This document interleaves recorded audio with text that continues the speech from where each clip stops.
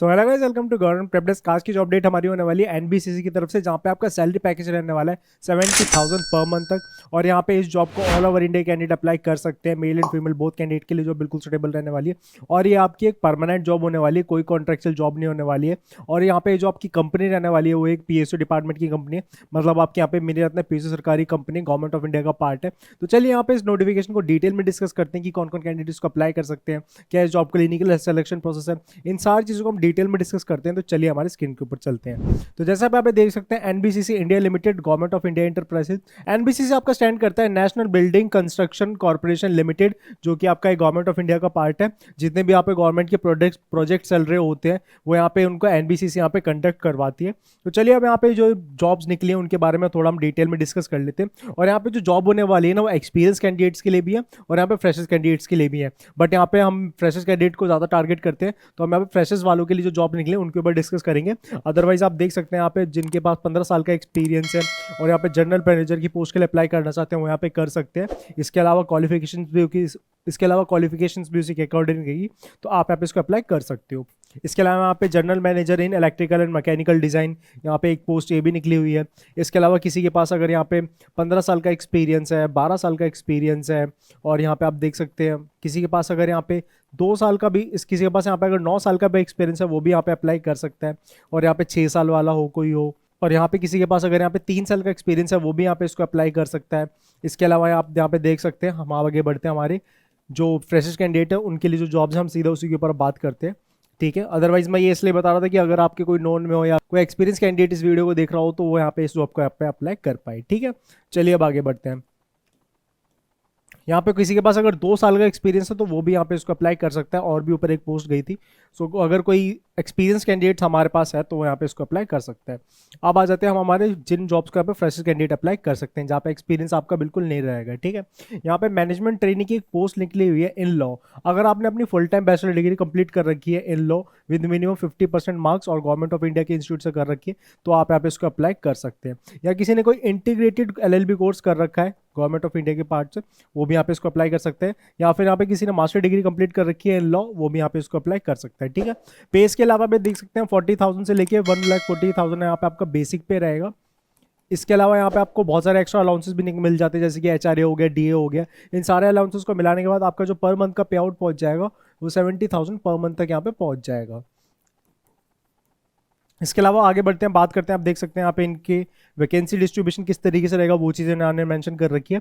आगे बढ़ते हैं यहाँ पे दूसरी पोस्ट की तरफ। यहाँ पे एक पोस्ट निकली है जूनियर इंजीनियर की, जो कि निकली है हमारी सिविल में। और यहाँ पे आप देख सकते हैं जिन्होंने अपनी बैचलर इंजीनियरिंग डिग्री कंप्लीट कर रखी है इन सिविल, वो यहाँ पे इसको अप्लाई कर सकते हैं विद 60% मार्क्स। एक्सपीरियंस कोई नहीं मांगा गया, नीला है यहाँ पे।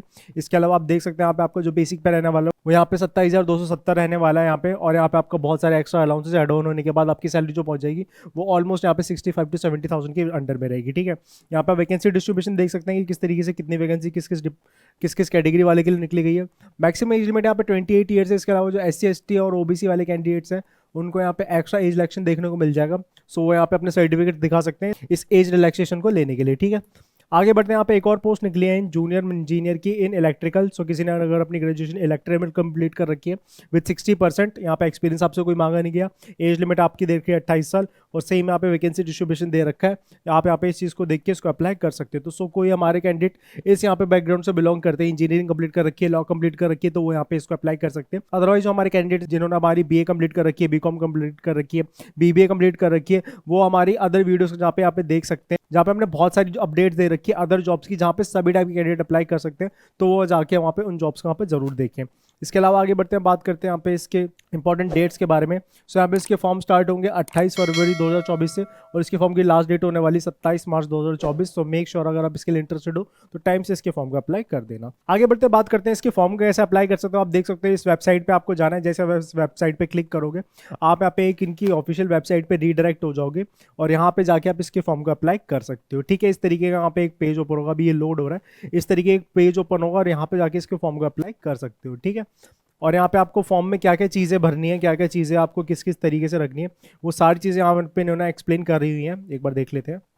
ये आप देख सकते हैं यहाँ पे passport size photograph size 40 KB का होना चाहिए, 100 KB तक इसका रहना चाहिए। सिग्नेचर किस साइज का होना चाहिए, किस फॉर्मेट में होना चाहिए, ये भी आप यहाँ पे देख सकते हैं। तो सारी चीज़ें इन्होंने यहाँ पे डिटेल में एक्सप्लेन कर रखी है। इसके अलावा भी अगर आपको कोई प्रॉब्लम आती है तो आप मुझसे यहाँ पे आके पूछ सकते हैं, ठीक है। इसके अलावा बात कर लेते हैं यहाँ पे फीस की कि आपके यहाँ पे कितनी फीस रहने वाली है। सो यहाँ पे आप देख सकते हैं बहुत सारी फीस दी हुई है, बट आपको बस वो देखना है जिनके लिए आप यहाँ पे अप्लाई कर सकते हो। तो आपको यहाँ पे सिविल, इलेक्ट्रिकल, लॉ, इन सब के लिए यहाँ पे जो फीस रखी गई है वो 500, हज़ार रखी गई है, ठीक है। और इसमें भी हमारे जो SC ST वाले कैंडिडेट्स है, डिपार्टमेंटल कैंडिडेट्स है, उनको यहाँ पे कोई फीस पे करने की नीड नहीं है। फ्री ऑफ कॉस्ट वो यहाँ पे इसके फॉर्म को अप्लाई कर सकते हैं, ठीक है। चलिए अब आगे बढ़ते हैं, बात करते हैं कुछ और इंपॉर्टेंट पॉइंट्स के बारे में। बात करते हैं अब यहाँ पे इसका सिलेक्शन कैसे होगा, ठीक है। सो देखिए इसका सिलेक्शन प्रोसेस जो होने वाला है ना, वो अलग अलग पोस्ट के अकॉर्डिंग होने वाला है, ठीक है। सो किसी में सिर्फ यहाँ पे आपका जो E6 से लेके E5 E4 है, इसके लिए सिर्फ डायरेक्ट इंटरव्यू होगा, ठीक है।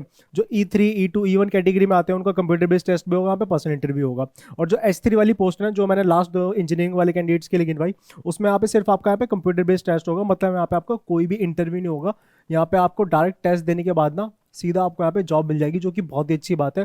इंटरव्यू बहुत सारे कैंडिडेट्स को यहाँ पे बहुत बड़ा हर्डल लगता है। सो यहाँ पे अब उनको इंटरव्यू देना नहीं पड़ेगा, जस्ट एग्जाम क्रॉस करने के बाद उनको यहाँ पे डायरेक्ट मेरिट लिस्ट में अगर नाम हो जाता है तो उनको यहाँ पे जॉब ऑफर कर दी जाएगी, ठीक है।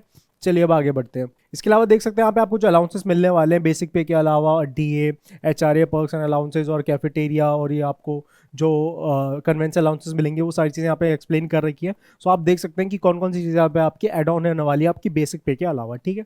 चलिए अब आगे बढ़ते हैं।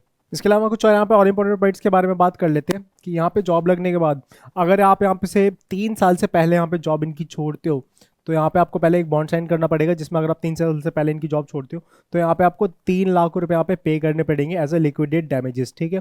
सो इन चीज़ों को ध्यान रखना। वैसे इतनी अच्छी जॉब लगने के बाद कोई छोड़ता नहीं है, फिर भी अगर किसी को यहाँ पे कोई और बिजनेस वगैरह अपॉर्चुनिटी मिलती है, सो अगर कोई छोड़ना चाहे तो उसको इतना यहाँ पे अमाउंट पे करना पड़ेगा, ठीक है।